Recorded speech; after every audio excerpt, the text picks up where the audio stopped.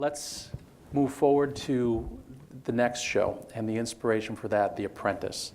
Tell me the idea for The Apprentice and how you decided where to locate it. Okay. So I was in the Amazon jungle, Survivor 6, the Amazon. It was men versus women for the first time. And I remember a moment where I'd literally been gone that year for more than 6 months, and very tough having young kids. Great making Survivor, big consequence to having young kids. And said to myself, I need to find a job in a city. This can't go on. I mean, the thing is, I'd made 12 eco challenges and 18 shows in remote locations.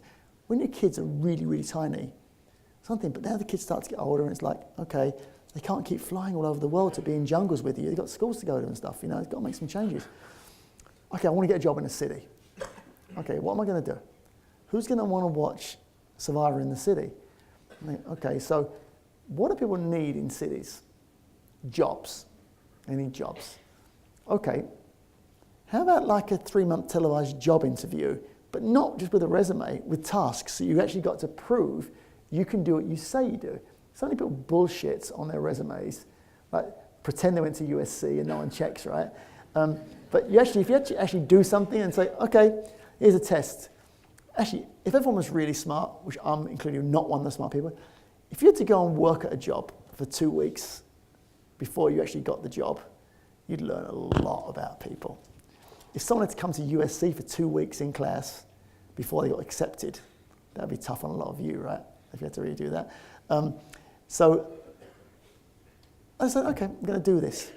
So what kind of job would it be? To make it work, it had to be a job for a really, really big character, big billionaire. And I then thought back to 2 seasons earlier on Survivor 4, Survivor Marquesas. I'd done the live finale in Central Park. Had to get a locale. I had this vision in my head. It sounded crazy at the time, but it worked.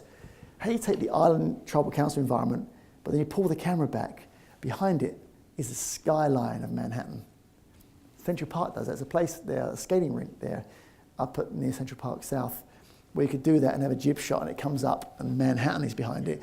It's like, whoa, because remember on Survivor how I could recreate tribal council. Everyone, even in those days, Jeff was in the same clothes, they were in the same clothes. You didn't realize you'd left the island, and now you're in a live set until the camera tilts up. And you're like, wait a minute, what just happened? They were in the Marquesas Islands, now they're in Manhattan. The only location that worked was a skating rink. Skating rink was controlled by Donald Trump. It's called the Trump Woman Rink. Trump Woman Rink came into existence because Donald Trump lives and works overlooking Central Park. And these little kids have seen this skating rink under construction forever. He was so sick of his kids asking him over like a 1.5 year period, Dad, is the skating ring almost finished? Can we go ice skating? Can we go ice skating? And every time the New York City screwed up the construction, and Trump was like, after his kid, no, I think next week. And there was a mayor at the time called Mayor Koch, who, they couldn't build this skating rink. So Trump gets in touch with the Montreal Canadiens, who build skating rinks, right, for their team. Flew them down, said, what's going wrong here? What is wrong with this stupid city? He just cared about knowing so he could get the thing done for his kids. It was a simple thing. I think it was the fact that they were using Freon instead of just simple water and rubber hoses. And Trump realized, that's a really simple solution. So Trump, being Trump, didn't tell the city how to fix it. He calls a news conference calling out the city that they're idiots. Total idiots. And goading them, saying, they've lost, I don't know what the number is, $10 million lost, wasted, and can't even finish a freaking skating ring in New York City. I could get this done within 12 weeks. They've taken 1.5 years. I'll do it for under $1 million, or whatever the number was. And Mayor Koch thought he hated Trump. I've now got Trump. He said, then do it. And Trump said, okay, I made a deal. If I do this, I get the naming rights forever for that skating rink. Trump already knew how to do it because the ice hockey team had told him how to do it. Trump did it in 10 weeks or something. I don't know the exact week. Under time, under budget. And so hence, we're now sitting at Survivor finale at Trump Warman Skating Rink. 5,000 people. I go on stage with 10 minutes to be live on television, and I want to make sure the audience are energized. And I walk out, and I also see Trump sitting right there with Melania. And I'm realizing that Donald wants to be honored. And Trump also puts his name on everything, right? His planes, his buildings, the skating rink. So really, Trump clearly likes the name Trump. So I said, thank you everyone for being here tonight. Going to be a great show, lots of energy. Rosie O'Donnell's going to be here with Jeff Probst. It's going to be a great show. As you know, we're revealing going live. And I said, but before we do anything, I just want to thank you, Mr. Trump. If it wasn't for Donald Trump, we wouldn't be here right now at the Trump Warman Skating Rink. The Trump Warman Skating Rink is a fabulous facility with a backdrop in Manhattan. Thank you to Mr. Trump, who built the Trump Warman Skating Rink. Right. I got off stage, Trump stood up, said, hey, you're a genius, Survivor guy, you know. Thank you, this is Melania. And he says, you know, if you ever want to do anything in television, you call me, I'll do something with you. Cut to the Amazon now, I'm thinking, who could I get, like, who's a billionaire, to be the head of The Apprentice? Trump Warman Skating Rink. So I had this idea, didn't really have my shit together, and I went to New York, and I was going to be there a couple of weeks. I'm coming in from the airport, and I had the number of Trump's office. So I called to set an appointment 2 weeks hence. He answered the phone himself. I'm like, I'm not ready. I don't want to speak to him. I just want to set an appointment. Donald Trump. I'm thinking, should I just hang up? right.